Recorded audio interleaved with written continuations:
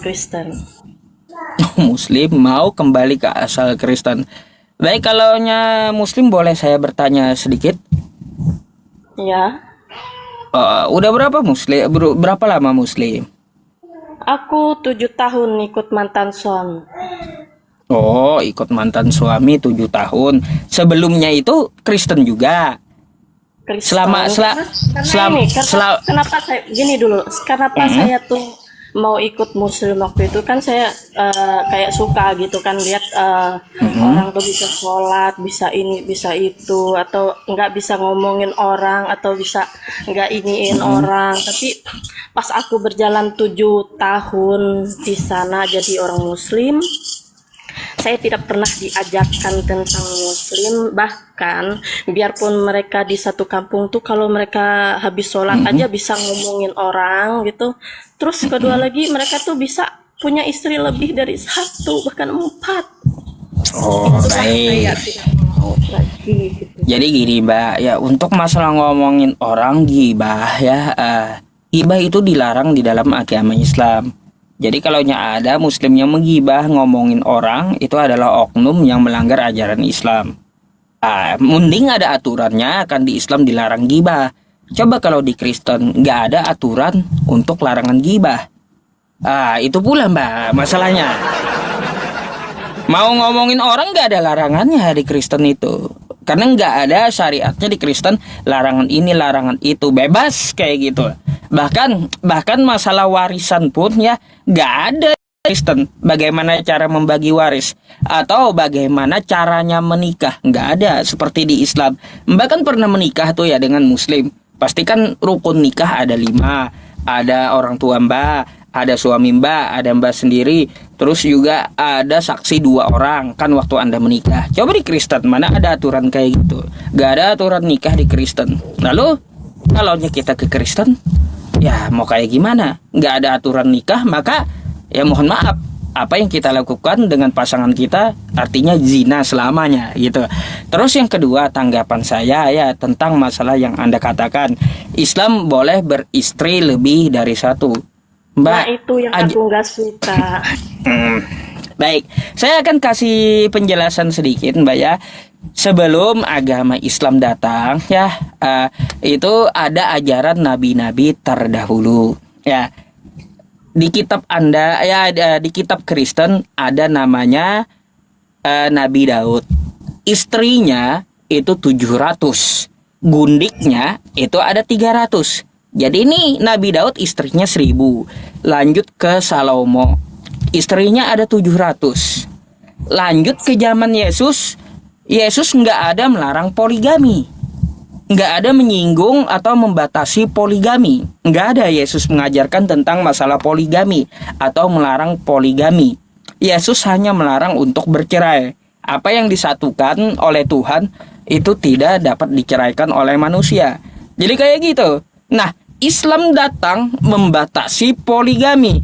Kagak boleh lagi dalam Islam itu beristri sampai 700, sampai 1000, nggak boleh.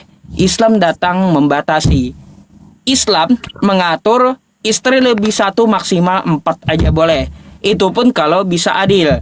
Kalau dia kagak adil, ya kagak kaya, ilmunya kagak cukup, maka menikah wajib 1 saja. Tuh Mbak, Islam tuh datang untuk membatasi poligami dan mewajibkan laki-laki menikah 1 saja. Gak boleh seperti para nabi yang terdahulu 1000, gak boleh lagi gitu. Nah, itu ada ayatnya di dalam Quran surah An-Nisa ayat ketiga. Fa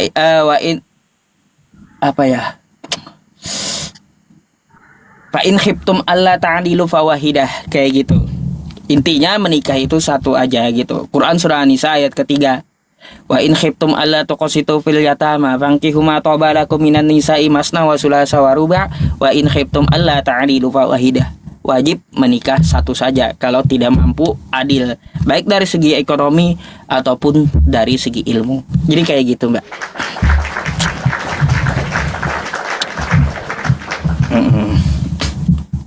Ada saya yang bukan kamar ya. KTP saya masih Kristen, mau lihat nggak sih kalau yang di bawah? KTP ini Ini Mbak, loh KTM contohnya pada Muslim, coba lihat tappingannya. Contoh orang Muslim kan iri banget gitu. KTP Mbak nggak bisa di TikTok, pelanggaran nanti Anda gitu.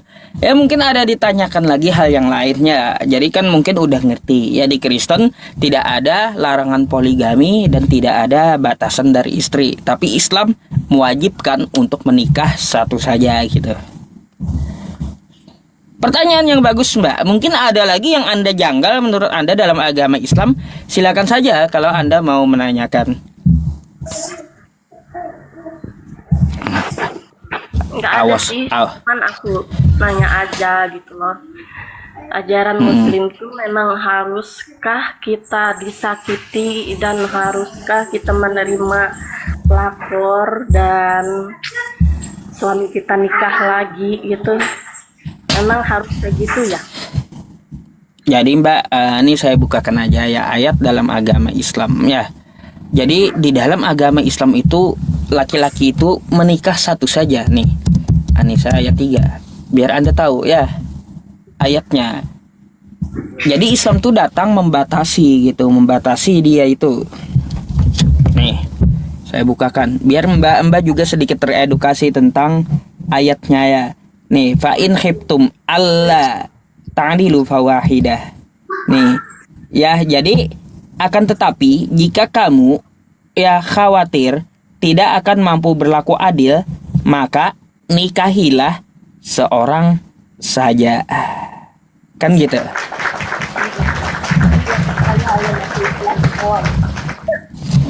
Jadi kayak gitu. Nah itu tuh ayatnya, nanti dibilang asumsi. Nggak ada aturannya di Kristen kayak gitu. Jadi apapun yang Anda mau tanyakan ya silahkan gitu. Jadi Islam itu menghormati perempuan. Jika ya Mbak ya, jika di dalam ajaran agama Islam itu siapa yang pertama kali dihormati itu adalah perempuan.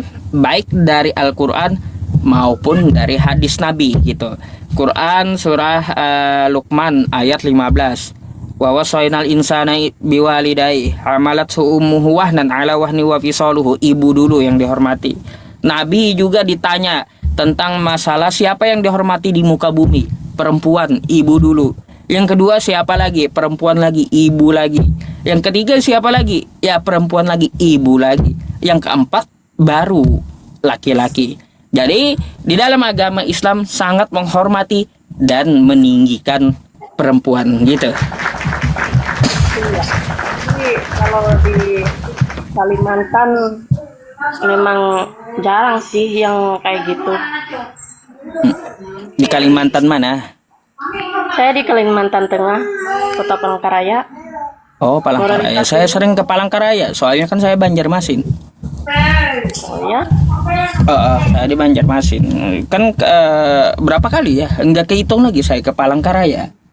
Gitu. Kalau di Banjarmasin saya pernah berapa 3 tahun itu. Nah, kayak menghayati orang Muslim dulu kan, baru saya niatnya ikut mantan suami waktu itu kan.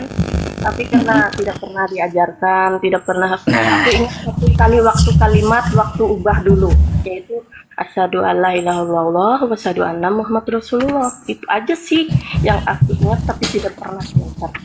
Baik. Jadi gini Mbak, salahnya suami Anda juga tidak mengajarkan Islam. Padahal kan Anda seorang mu'alaf dulunya ketika menikah dengan suami. Ini pelajaran juga ya bagi laki-laki, wajib untuk mendidik istrinya. Akhirnya apa? Contohnya Mbak ini kan udah ada. Kalau kita tidak mendidik istri kita, akhirnya apa? Dia dalam keraguan-raguan, terus tidak ada arahan hidup gitu. Jadi wajib bagi suami untuk apa? Untuk ya mendidik istrinya, itu wajib. Jadi kayak gitu. Ada lagi Mbak kira-kira yang Anda perlu tanyakan? Jadi saya harap kayak gini sih ya, lebih baik kalau bisa diurungkan niatnya, setidaknya gini aja, berdoa aja gitu kepada Allah Subhanahu wa taala. Semoga diberikan jodoh yang lebih baik dari suami sebelumnya. Jadi kayak gitu. Jadi kayak gitu. Jika Anda mau ada pertanyaan, silahkan naik ke tempat saya. atau Anda bisa DM saya. Ya, saya hanya menjawab pertanyaan di WhatsApp atau di DM tentang permasalahan agama Islam.